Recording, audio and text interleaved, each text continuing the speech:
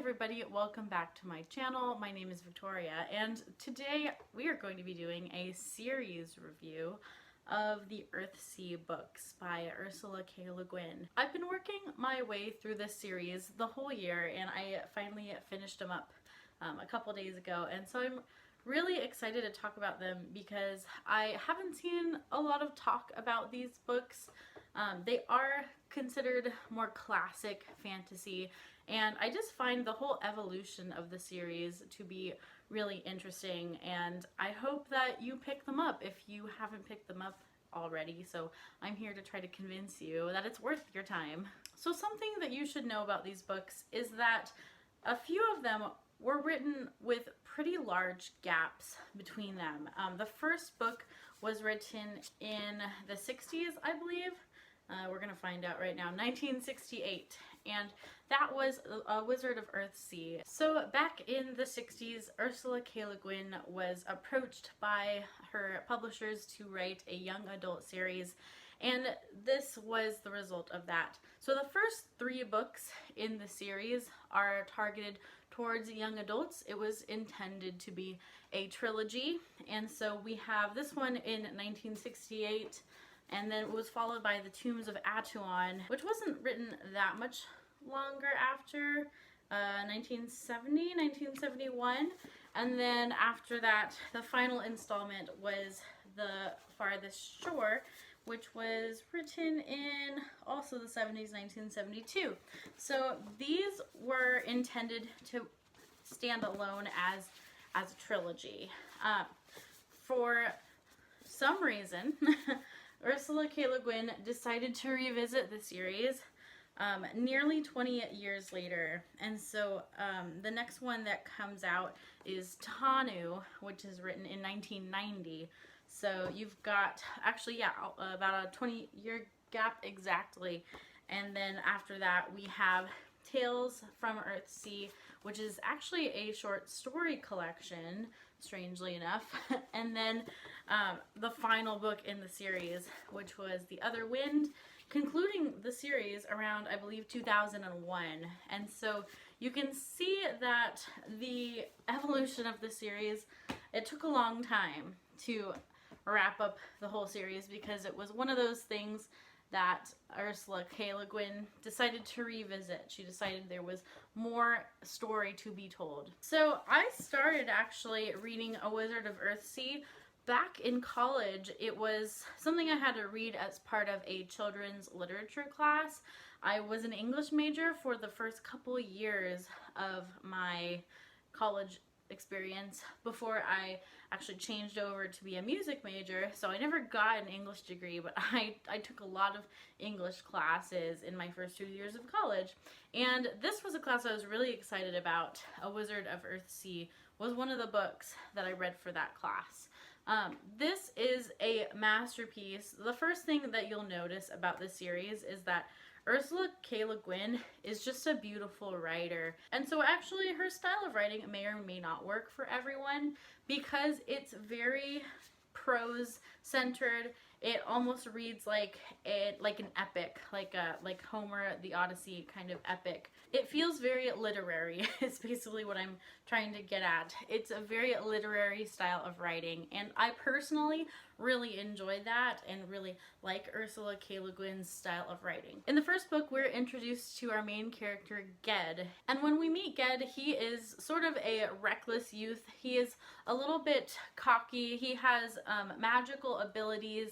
He's very naturally talented, and he sort of has an arrogance about him. Something unfortunate happens to him, and he spends the rest of the book trying to basically get rid of this evil spirit that is following him around. He kind of accidentally unleashes an evil spirit, and the rest of the book follows him trying to deal with that evil spirit and learning how to defeat it. It's very much a coming-of-age novel. It's very traditional in the fantasy sense. We've got mages and witches and dragons, and it's set in sort of a medieval kind of feeling world.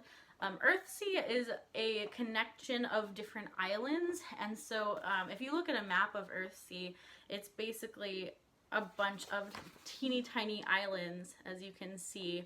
So that's the world of Earthsea, and our main character Ged is from Gaunt, I believe. Yes, I think that's the right island. The island of Gaunt.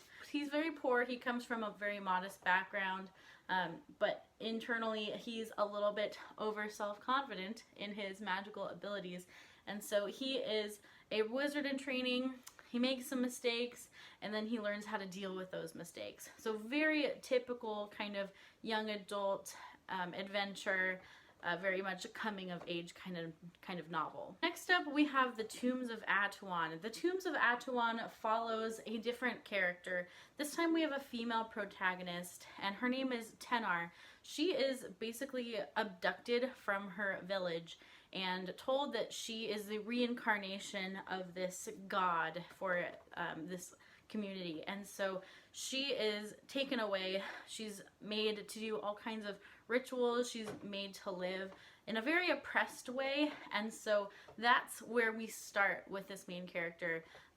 Ged does end up in this novel, but our focus is not Ged. And Ged is a little bit older. This is further down his timeline. The Tombs of Atuan is the first book in which we see a very strong feminist theme, and that feminist theme will carry us through into the rest of the series as well. But this book is really where that is established. If it's possible, I loved the second book even more than the first book. There's so much symbolism in the Earthsea world, in her writing, and I just really enjoyed the symbolism in this book, and I loved Tenar as a character. I loved her discovering how to break free from her oppressors, and I really enjoyed the second book very much. Then we come to the final book in the original trilogy, which is The Farthest Shore. This book I didn't like as much. The themes that I liked in The Tombs of Atuan were no longer present. We don't follow Tenar anymore. She's not really part of the story. Instead, we go back to Ged, and he's an older wizard, and Ged meets a young man who he sort of takes under his wing and wants to apprentice, and there is something very dark and sinister happening in the world, and they go on the journey to try and stop this dark, sinister thing from happening. Dragons play a much bigger part in this series. I knew there were dragons in this world while reading the first two books, but they're really not talked about very much. This is where our dragon plot comes in, and I really like the dragons in this world. They're really interesting. Dragons and people have this special link that I think Ursula K. Guin does in a really unique and cool way. However, the rest of the story was pretty meandering in my opinion. We go on a long journey, and the journey is pretty boring, to be honest, until the ending starts to get interesting when we kind of figure out who our bad guy is. This, I feel like, is a lot more reminiscent of the first book rather than the second book. It's more traditional in the fantasy sense. It's very much men going out to defeat an evil antagonist. It feels pretty traditional. However, it also has a lot more of Ursula K. Le Guin's own personal beliefs in Taoism. If you don't know about Ursula K. Le Guin, that's a really strong theme in a lot of her books. She was a Taoist, and you see that a lot, especially in this final volume of the series. And so I didn't love this one. I thought it was okay. It didn't live up to my expectations from the first two novels. And so just to recap my star ratings here, I forgot to talk about star ratings. 5 stars, also 5 stars, 3 stars. So this one dips quite far down for me. It was a little bit disappointing. Moving on, 20 years later, Ursula K. Le Guin decides to revamp her series. She starts to revisit the world. She wants to expand the world, which was actually one of my complaints reading the first 3 books. I felt like Earthsea was such a rich world, but we didn't know very much about it. We kind of only had some snippets of an idea of what the world was all about. I just felt like there's all these islands to explore. In the first 3 books, we just don't get a lot of information about the world. And so going into Tehanu, I was excited to get more information about Earthsea. Unfortunately, this was my least favorite book in the series. It does feel like it was written 20 years later. It doesn't have the same feel. I was excited about this book because we visit Tenar again, who I loved in the second book, and I was really excited to follow her again. We are following a much older Tenar. This is a Tenar who has grown children. She married and lived a domestic life, and so you're finding her at the end of that. There's a lot of talk about the domestic life and how much Tenar just longs for that. And as a woman who has a lot of importance in the world of Earthsea, she really struggles with being important and going out and accomplishing things, and also her desire to stay at home and live a really simple and domestic life. I liked that theme about this book. However, there were just a lot of meandering conversations about feminism and the ways in which women were judged and treated as lesser. And that's not necessarily a bad thing in and of itself, but the way in which it was done, I thought it took us away from the action of the story. And I really wanted to see things happen. I didn't want as much of a philosophical conversation. This book, it really reads like a long philosophical conversation. There's another young character who is introduced in this, a young girl. Tenar basically adopts this abused child. She's abandoned and abused, and we don't really know a lot about her backstory, but Tenar takes her under her wing and treats her as her own. And we don't get a lot of information about this character the whole time, and then in the end we kind of get sort of a little bit more. But still, it was just very mysterious, and it just kind of ends. The book just kind of ends, and you're left wondering what happened and what does this all mean. And so to me, we needed more information. We needed a little less philosophy. And we just needed more action. And so this one was not my favorite. I actually rated this pretty low, like 2 stars. I didn't enjoy this one nearly as much as the first 3 in the series. So after reading Tehanu, I was really uncertain of what to do about this series. I was kind of like, do I keep going? Do I give up? But I'm really glad I decided to keep going, because the next installment is Tales from Earthsea. This is actually five short stories that expand upon the world and answer a lot of those questions that I was wondering about. It expands Earthsea in a way that the world really deserved to be expanded upon.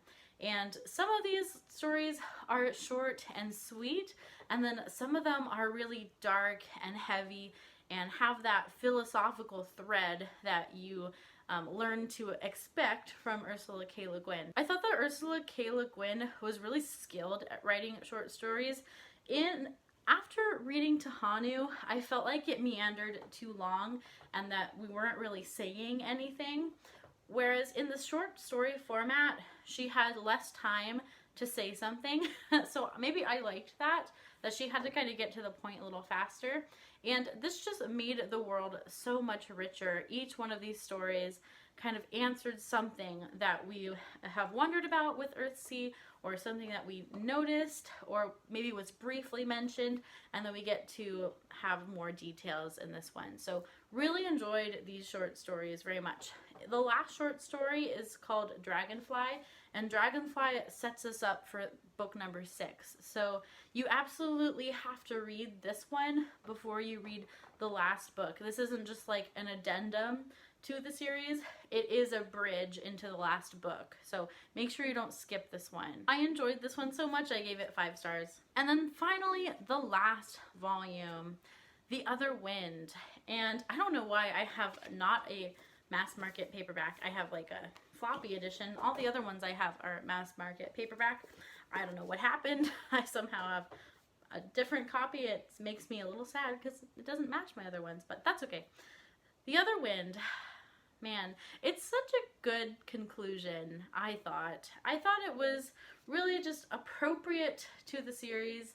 It was a satisfying ending, and it really just wraps up everything in a good way. This book starts by introducing a new main character to us. His name is Alder, and Alder is suffering from these terrible nightmares in which he's visiting the land of the dead, and the dead are reaching out to him.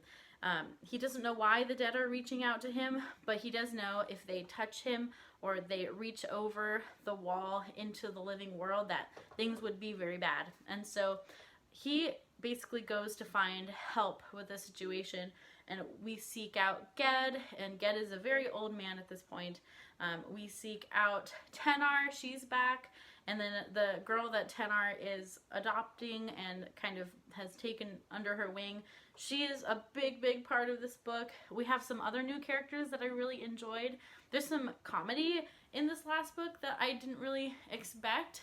It's not really a very funny series until the last book. We have some comedic characters who have a lot of personality, and this just was, I thought, just a wonderful way to wrap up the series. I gave The Other Wind 5 stars. So my reading experience with the series went from really high, and then it dips down low, and then it goes up high again. And so I'm curious to know if you've read this series. Did you have a similar experience? Did you find the first 3 books and then the last 3 books to have a very different feel? Something else that I think is important to mention is that the first 3 books are very clearly young adult with young adult themes, and then the last 3 books are adult. There's some much darker material in the last 3 books, introduced with Tahanu. Tahanu has some dark moments in it.